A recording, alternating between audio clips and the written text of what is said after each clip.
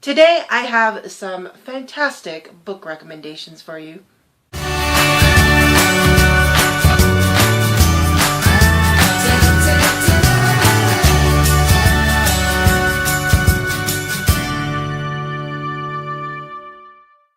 Hey guys, welcome back. Today I am doing a monthly recommendations video for you guys.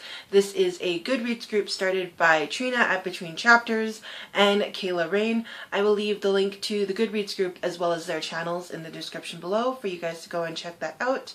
Monthly Recommendations is a group where there is a theme or a genre picked for all of us to recommend along those lines, and this month's theme was friendship, and I have actually been waiting a long time for this theme to come around. I was really excited. I mean, I could have done it on my own, but I wanted to do it within the monthly recommendations group. So I'm really excited that this month was the theme of friendship, and I have some really good books that I loved that I can't wait to show you guys for this theme. Sometimes it's just so nice to take a break from the romantic and the love triangles and all of that drama with the romance and romantic love, and just focus on the love between friends, between all of that drama that comes with romance, and just focus on what it means to be a really good friend. With a lot of these books, I can't help but think of some of the closest friends that I have, and just thinking about our relationships and our friendships when I'm reading these books, and so I'd like to share these books with you guys. I'm going to get two obvious recommendations out of the way, and the first one being the Harry Potter series by J.K. Rowling. This is the last book. I only have the first two books here with me, but I'm on the second last book of this series, and I absolutely love all of the relationships and just the characters and the character development in this book. I mean, you have Harry, Ron, and Hermione as the main three friends, but you also have some of the other side characters that also become really good friends with these characters as well. I am currently reading The Half-Blood Prince, and there was a scene where Harry is sitting in a cart with Neville and Luna, and Ron and Hermione are at the prefix cart, and some of the more popular kids come by and invite Harry to sit with them, kind of hinting, well, you don't really want to sit with these guys, do you? Like, Neville and Luna weren't cool enough. But Harry stands up for them and says, no, these are friends of mine. I'm sitting with these guys. Deal with it. And Harry, like, the loyalty and the love between all of these friends, and even though Harry's like this chosen one and has to do all these things on his own, and he wouldn't have gotten there without Ron and Hermione with him, so there's this really solid, loyal friendships in these books. Another obvious one for friendships is the Lord of the Rings trilogy by J.R.R. Tolkien. This is like the epitome of friendships. This is friendship goals, if you will. And I especially love the friendship between the hobbits. Not just Pippin and Merry or Sam and Frodo, but just all four of them have really solid friendships. I mean, even when they're separated and they're apart from each other, they still are supportive of each other. They want to think the best of what's happening to each other. They are scared for each other, and they just... it's this bond that connects them over this distance and the time, and it's just a fantastic friendship and fellowship that these guys have.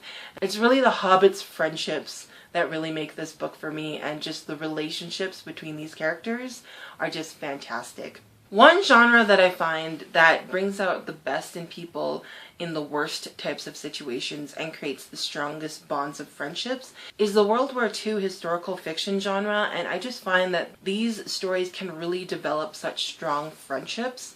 The next three recommendations are going to be from that genre.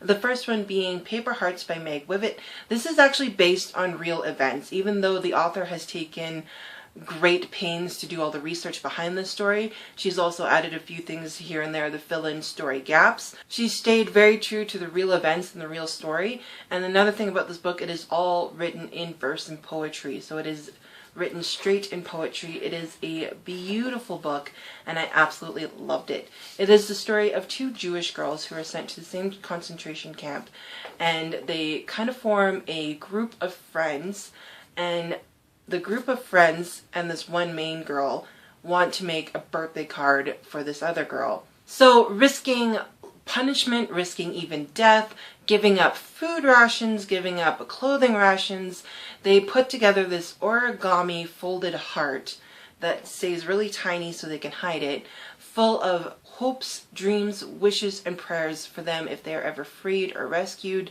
and just the hopes and dreams of young girls, and they fill all of that for their friend for her birthday. and just making something with written word and for a birthday card was rebellion enough in the concentration camps.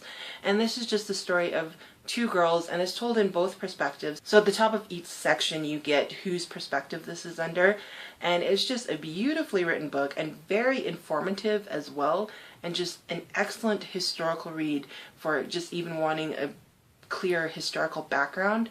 But it was a very beautiful tale of looking out for one another and protecting one another, and just young girls having hopes and dreams that they want to encourage in one another. It was a beautiful, beautiful story. The other World War II settings is a duology, and that is the Codename Verity duology by Elizabeth Wine, which is Codename Verity and Rose Under Fire. This has some beautiful friendships in it. This has two girls who are kind of unlikely friends, but just kind of out of nowhere start to become friends and just appreciate and love one another. One girl is a pilot, and one girl is kind of helping with spying and listening in on radios because she can speak German. And during a mission overseas to France, which both of these girls shouldn't have even been in, they end up being separated and something terrible happens and the one girl gets captured. It's just this incredible story, and what their friendship is put to the test is mind-boggling and heartbreaking. And I just think of some of my friends, and I think about if we were ever put through that, would I be able to do what these girls could do and had to do? I don't think so, but it was just a beautiful test of friendship being put to the test, and it was absolutely beautifully told. For Rose Under Fire, our main protagonist is captured and placed in Ravensbrück, which was the infamous women's concentration camp, and there was medical experiments done on women there. And our main protagonist meets a group of women who were experimented on, who are prisoners of war, and they form this little hodgepodge family, and just looking out for one another and caring for each other and trying to protect and keep each other alive. So it had another friendship that was really put to the test through the most difficult of situations, and it was really awesome to kind of see that family, that protectiveness grow out of these women who none of them had anything in common except for sharing the same bunk. Is pretty much what brought them to having something in common. The next book, I hope you guys are not tired of hearing about this month, but it is The Beautiful Pretender by Melanie Dickerson. I have just finished my full-length review on this, so you guys can check that out. The giveaway is also still up and running for this, so I'll leave the link for that below. And there's a Kindle involved, so you guys gotta go check out that giveaway. But this one also has probably one of my favorite friendships that Melanie Dickerson has written so far between Evelina and Magdalene. And Magdalene is a noble lady, and Evelina is a noble lady in disguise, who's actually a servant girl. But Magdalene, knowing or not really caring who Evelina is, loves Evelina unconditionally for who she truly is, and for those real bits of personality that come out of Evelina trying to stay in disguise. Magdalene and her just form this friendship of loyalty and love, and just unconditionally love each other for that. And that is a beautiful friendship, and I really appreciated that. If not, Magdalene and Evelina's relationship and friendship were probably my favorite part of this book, and Magdalene slowly became one of my favorite characters in this book. So I'm very excited to see that we'll be seeing more of her in The Noble Servant. But it was just a wonderful, unconditional friendship. It was amazing. I mean, what more could you ask for? The next two books are kind of in that same Sherlock and Watson, Sherlock Holmes kind of retelling genre. And the first one being The Bachelor Girl's Guide to Murder by Rachel McMillan. Miranda Herringford and Gemma Watts are extreme opposites. Miranda doesn't care about the constraints of society and what a proper lady should and should not do, and just wants to become the premier female consulting detective of Toronto. Gemma, on the other hand, is Miranda's roommate. She loves the idea of adventure and loves the idea of helping people, but also still has in her mind tucked away that dream of being a wife, having the house with the white picket fence, and all of those bachelor girlhood dreams that women would have, and she kind of has that tucked away in the background, but is still drawn with that adventure and intrigue that Miranda drags her along. These two balance each other very well. Miranda is pushing Gemma out of her comfort zone and kind of out of those societal expectations of her, and pushing her into a realm where she probably wouldn't have gone by herself. And Gemma also kind of holds Miranda back from doing anything too extreme and getting themselves arrested and killed. At least Gemma tries.